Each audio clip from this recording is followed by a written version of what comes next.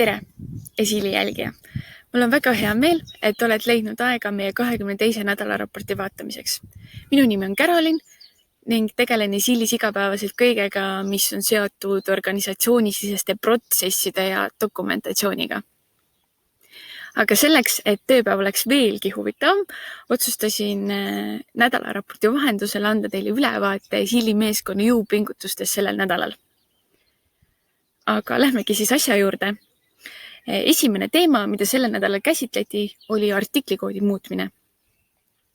Nüüd on Esiili kasutajal võimalus veelgi rohkem aega kokku hoida. Enam ei pea artiklikoodi muutmiseks võtma ühendust kliendi toe või Esiili juurutajatega, vaid kasutaja saab teha seda täiesti iseseisvalt. Selleks on vaja valida menüüst artiklikoodi muutmine ning muutuse saab läbi viia otse artiklikaardil. Ning muutus kajastatakse kõikides registrites ja ka artiklikoodi ajaloos. Kui sa tunned, et see teema sind kõnetab, siis kliki nupukesel loe edasi ja siit avaneb sulle meie kliendikogemuse spetsialisti poolt koostatud juhend. Järgmine, kuid mitte üldse vähem tähtsam teema on toote omahinna ülevaade. Selle aruande põhjal on võimalik näha, kui palju on kulutatud aega toote tootmiseks ja milline on materjalikulu. Selle informatsiooni abil saab koostada kliendile põhjalikumat hinnapakkumist ning kindlasti on see ka väga hea vahend kuluarvestuses järjehoidmiseks.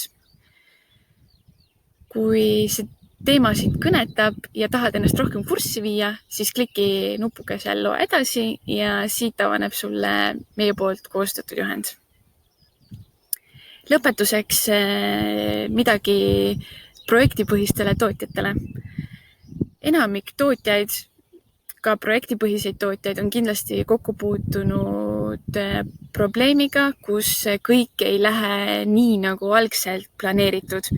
Ehk siis toode ei saa valmis õigeaegselt või esinevad mingisugused tarneprobleemid. See kõik aga põhjustab ebameeldivaid olukordi klientidega. Aga meil on selle jaoks lahendus.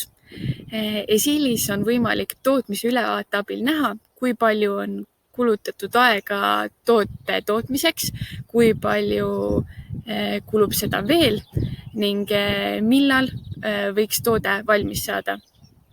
Samuti on sealt võimalik ka näha, milline tootmisoperatsioon parasjagu käsil on. Ja mis on veel kõige parem, selleks, et seda informatsiooni saada, ei pea minema reaalselt tootmisesse, vaid seda kõike saab teha läbi Esiili. Meie tegevjuht Maido on teinud asjaliku video, kus selgitab tootmise digitaliseerimise põhimõtteid ja vajalikkust. Kui sa tahad selle kohta rohkem uurida ja teada saada, siis videolink avaneb sulle, kui klikid nupukesel vaata lähemalt. Igatahes see on kõik minu poolt. Mul on väga hea meel, et investeerisid selle aja ja vaatasid video lõpuni. Kui sul on mõni vahva sõber, kes seisab silmitsi samasuguste probleemidega, siis jaga seda videot temaga ning võib-olla tulevikus saame me teda aidata. Seniks aga soovin sulle nädalavahetuseks palju päikest ja toredaid seiklusi. Kohtumiseni!